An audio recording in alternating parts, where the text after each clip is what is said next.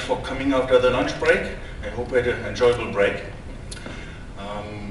I'm working for the United Nations Environment Program, the Ozone Action Program, so that is one of the implementing agencies under the Montreal Protocol. And I would like to give you a short overview about the Montreal Protocol, because not everybody will be familiar with the details, and then present you a few of the tools which we have developed to help countries to implement the protocol and also the Kigali Amendment. Just in short, the Montreal Protocol has two objectives. One is to protect the ozone layer from the harmful UVB radiation. It has a lot of negative impacts, but some of them are skin cancer and eye cataracts. But what is often not seen is that the Montreal Protocol contributed a huge amount to climate protection, because all of the ozone-depleting substances are actually global warming gases. And now with the adoption of the Kigali Amendment, the Montreal Protocol has become actually a climate agreement. You are certainly aware of all the range of refrigerants. There are much more substances which were depleting the ozone layer. Most of them have been already eliminated over the last 31 years. There were the halogens used in firefighting, metal bromide in agriculture, carbon tetrachloride as solvents. So a big amount of these dangerous chemicals has been eliminated, more than 99%. What remains are the hydrofluorocarbons, the HCFCs, and you will be aware they're already banned in the European Union since 2010, and the developed countries have to eliminate the use of hydrofluorocarbons in a 2 years time, in a 1 year time by 2020. And the so-called Article 5 countries or developing countries, where Serbia belongs to, have to eliminate these substances by the year 2030. Afterwards, very small amounts are still available for servicing only. What is now the news under the Kigali Amendment is the phase down of hydrofluorocarbons, the HFCs. So it's a phase down, it is not a phase out. But they're already restricted in the European Union, and it has already been resulted into huge shortages of refrigerants, quite a number of illegal trade and illegal imports, and very high prices. For the developed countries, European Union, and also not European Union countries, but other developed countries, the first reduction steps, the 10% reduction under the baseline, will start in 2019 and 2020, depending on which group the countries belong to. And the developing countries, they will have the freeze starting at the level of the baseline in the year 2024 or in the year 2028, also depending which group the countries belong to. The Kigali Amendment, it was agreed at a meeting of the parties in 2016. What it does is basically, all countries agreed to phase down the production and consumption of HFCs, and not all of them, only those which have significant global warming potential, the GWP. It also took some decisions which emphasized the importance of energy efficiency. So the Kigali Amendment also seeks to maximize the climate benefits of the Montreal Protocol. And just to remind you of the phase-down schedule for HFCs under the Kigali Amendment, I'm looking here only for the developing countries or Article 5 countries. There are two groups of countries. You see maybe the colors in blue and in red. Most countries belong to the Group 1, and the Group 1 will actually start the freeze of the consumption of hydrofluorocarbons in 5 years' time. And the first reduction steps will be in 10 years' time. And you see after 26 years, the final reduction by 80% will be achieved in the year 2045. So actually it's not a long time where there are actually reductions in the consumption and production of these global warming hydrofluorocarbons. Let's have a quick overview here. What is now controlled under the Montreal Protocol? The CFCs and HCFCs are the ozone-depleting substances. What is new now is some of the HFCs are controlled under the Montreal Protocol, and all these HFOs, natural refrigerants, they're not controlled and they can be unlimited, traded, used in refrigeration. I included here just the list of the substances which are now controlled under the Kigali Amendment. There are some very common refrigerants, 134 and 32. And you see the global warming potential values on the right side. They're, for some of these refrigerants, very high, above 1,000, above 2,000, 3,000. Coming back to the Kigali Amendment, it was agreed in 2016, but it enters into force only once the first 20 countries ratify. As of for today, 60 countries have ratified, and that means for these 60 countries, the Kigali Amendment will enter into force 1st January 2019, which is next month. And you see there's ratifications in all regions of the world. A lot of ratifications in Europe and Central Asia, but so far mainly developed countries. We have not yet any developing countries who ratified in our region here.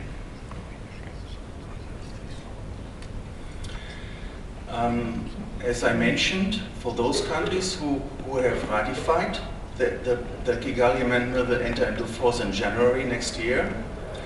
Otherwise, it will enter into force once a country ratifies, 90 days after that date of ratification. And it will also include some provisions concerning trade, which means the moment a country ratifies a Kigali Amendment, imports and exports of refrigerants require a license, a trade license. Developing countries can delay that provision until the year 2021, but also that is not very far away. And otherwise, it enters into, the import licensing system becomes mandatory 90 days after ratification. And another provision, which is in the year 2033, also not so far away, is a ban on trade with non-parties, which actually means if a country has not ratified, it cannot buy refrigerants on the market only from other non-parties to the Kigali Amendment. That can become a quite tricky situation. For example, if China has ratified Kigali Amendment and another country A has not ratified, they cannot buy refrigerants from China anymore after that date in 2033. So this is certainly a good incentive also for countries to ratify before that date. I kept that slide from last year's presentation just to highlight that the Montreal Protocol now puts a lot of emphasis also on energy efficiency. And we have heard a lot of presentations related to energy efficiency today already. So there are decisions of the meeting of the parties that the phase down of HFCs under the Montreal Protocol would present additional opportunities to catalyze and secure improvements in energy efficiency. And the meeting of the parties also requested the Technical and Economic Assessment Panel, the TEAP, to review opportunities and to prepare a report on opportunities of energy efficiency in the refrigeration, air conditioning and heat pump sector. This report was actually presented earlier this month, in November. And some of the general findings include that the choice of the refrigerants has actually a minor impact on the system efficiency. The improved efficiency can be achieved through improved system design, new and advanced components. And we have heard presentations today who support these findings.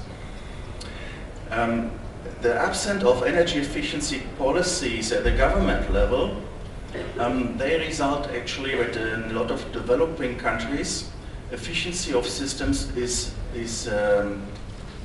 poor compared with developed countries. So it says that the energy efficiency policies are actually very important. In this context, the minimum energy performance standards or energy efficiency labeling, and we will have a presentation just after mine, are really important. And some findings also indicate that district cooling, of course also district heating, can really reduce power demand by some 50%. And many of the initiatives require financing, and that will be also a new area probably to think about the financing architecture for energy efficiency, to actually find funding mechanisms for energy efficiency. Now, towards the end, I just want to emphasize two initiatives which UN Environment and ASHRAE have initiated jointly. Training of technicians and experts and policymakers is really important to implement Montreal Protocol and Kigali Amendment. So one of these tools is an e-learning which is called Refrigerants Literacy. It is free of charge, so everybody can do that training. The target group are more policymakers, the focal points of the Montreal Protocol in the countries, so it's less technical. It's available in English. It should take about 4.5 hours, and you will get a certificate of completion when you do that. If anybody is interested in having access and to getting a password, you might just tell me, or you send an email to that address there, manal@unep.org. This training focuses on refrigerant types, classification, refrigerant selection, and refrigerant management. It is quite interesting. I did the training and I actually got my certificate, so the course actually works and it's worth doing. The second one is also in cooperation with ASHRAE, but that is meant for experts, for actually service technicians working in the field and engineers. It's also available in English. There might be language versions in future. It's 6.5 hours of training, and you can also get you have to pass exam, online exam, and you can also get a certificate. If you're interested, again, you can send an email to my colleague Manal, or you let me know or give me your business card. The contents is environmental issues and refrigerant management, refrigerant designation, numbering and classification, lubricant oils of refrigeration system, then good servicing practices and safety aspects of refrigerant and containers. Then last not least, we are also launching with ASHRAE the Innovation Award for climate-friendly refrigeration and air conditioning. This is meant to be recognition for people who have developed or implemented innovative technological concepts, mainly applied in developing countries. There are two categories. One are residential applications, the other one are commercial and industrial facilities. And this will run during January to May 2019. So it has just been launched.